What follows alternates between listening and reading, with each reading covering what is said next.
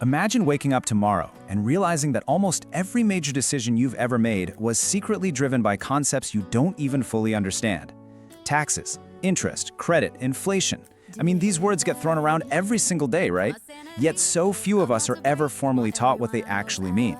And that's a massive problem, because whether you like money or not, the unseen mechanics of finance dictate almost every part of your life. So welcome to this explainer. Today, we're going to act as your psychological roadmap, breaking down the true cost of debt and decoding the actual foundations of financial freedom. We're moving straight from the invisible traps of finance to the path of ultimate freedom. Okay, let's dive into this. Here's our agenda for today. We'll start with the illusion of money, then uncover the forces of finance. From there, we hit the true cost of debt, empower you with assets versus liabilities, and finally, reveal the ultimate currency, time. All right, part one, the illusion of money. So, what is money really? Let's start with this first foundational block. And honestly, it might just be the weirdest concept of the whole shebang. Money itself isn't actually valuable. Seriously. To prove this, let's do a quick thought experiment. Imagine you're stranded entirely alone on a desert island. Which would you rather have? A suitcase stuffed with $1 million in cash, or a single bottle of clean drinking water? Exactly. You'd take the water, for sure. Money only has value because you and I and society as a whole agree that it does. It is quite literally an illusion we all just buy into. Think back thousands of years. People bartered goods directly, right? A farmer traded wheat for fish, a hunter traded meat for tools. But bartering was incredibly complicated. I mean, try trading half a cow for roof repairs. Money solved that problem. Instead of awkward direct trades, money evolved to become three specific things: a medium of exchange, a secure store of value, and a standard unit of measurement. It's the agreed-upon system that makes modern civilization possible. Moving on to part two, the forces of finance and how they move your wealth. Once you actually have money, unseen forces immediately start working on it. Taxes, banks, interest, inflation. First up, taxes. Imagine you earn $2,000 this month. You eagerly check your bank account, but instead of the full amount, only $1,600 is sitting there. That $400 slice just vanishes to taxes. Now, nobody enjoys this, but it's important to recognize neutrally that these funds are exactly what the government uses to pay for essential public services. We're talking roads, schools, police, hospitals, and military defense. Without citizens contributing that slice of the pie, modern society's infrastructure simply wouldn't exist. And this brilliantly illustrates the next force. Most people think when you deposit $1,000, the bank locks it in some giant secure vault. Well, not exactly. The bank is really the ultimate financial middleman. You deposit your money, and they immediately lend it out to someone else to buy a house or start a business. They charge that borrower a high interest rate, and then they pay you a tiny fraction of interest for using your money. That spread right there, that's how banks make massive profits. Which brings us to interest itself. Yes, it's the cost of borrowing money, but it is also a massive growth engine. If a friend lends you $100 and wants $110 back next year, that extra $10 is the interest. But when you invest, you earn compound interest. That means you earn interest on your original money, and then you earn interest on the interest. Think of it like a snowball rolling downhill.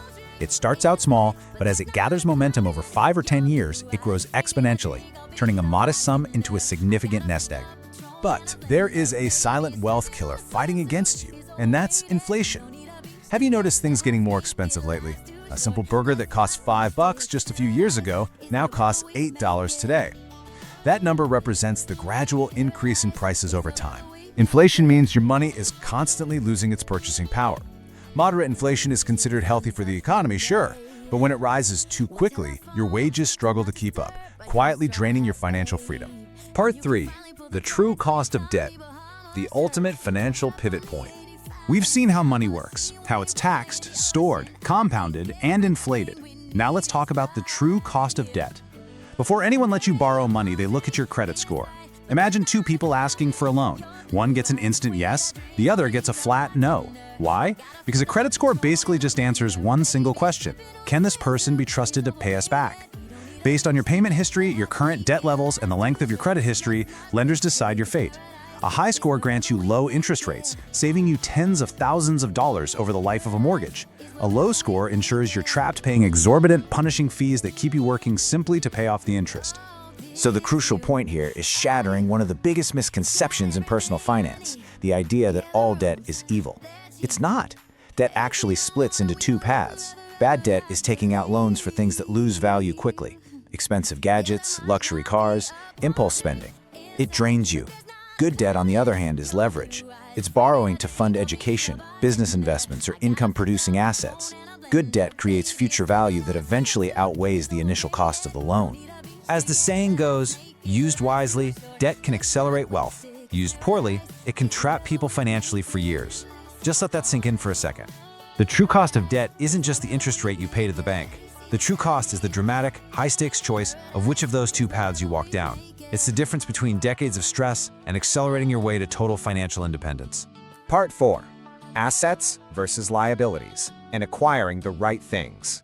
So how exactly do we cross over to the winning side of that equation? We shift our focus to acquiring the right things. This brings us to perhaps the simplest yet absolutely most powerful dichotomy in all of finance. Assets put money into your pocket, liabilities take money out of your pocket. That's it.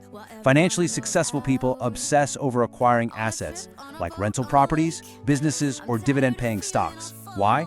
Because assets generate income for you even while you are sleeping. A rental property pays your mortgage for you. Dividends from stocks can buy your groceries. Liabilities, like high-interest credit card debt, do the exact opposite, constantly pulling money away from your future. Now, what's really interesting about this is looking at the exact vehicles used to build those assets. Saving money is a good start, but investing is what actually grows your wealth and outpaces that inflation we talked about earlier. When you buy stocks, you own a tiny piece of a real company. You can use bonds, real estate, mutual funds, or index funds. While all investing involves some risk and prices do fluctuate, historically, long-term investing is the proven engine for building wealth.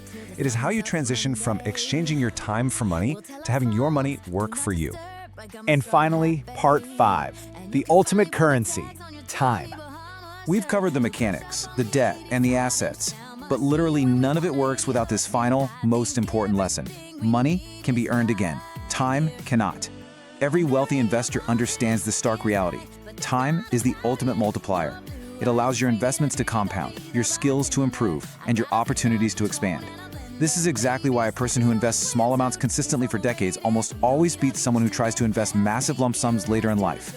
Time does the heavy lifting for you, turning modest, early discipline into massive, long-term freedom. So what does this all mean? Financial success isn't about luck or having a genius IQ. It's about understanding how the gears turn. Once you truly understand the true cost of debt, the incredible power of compound interest, and the critical difference between assets and liabilities, you stop working for money and you force money to work for you. Financial education isn't just about getting rich. It is about buying your freedom. So are you ready to take control and buy yours?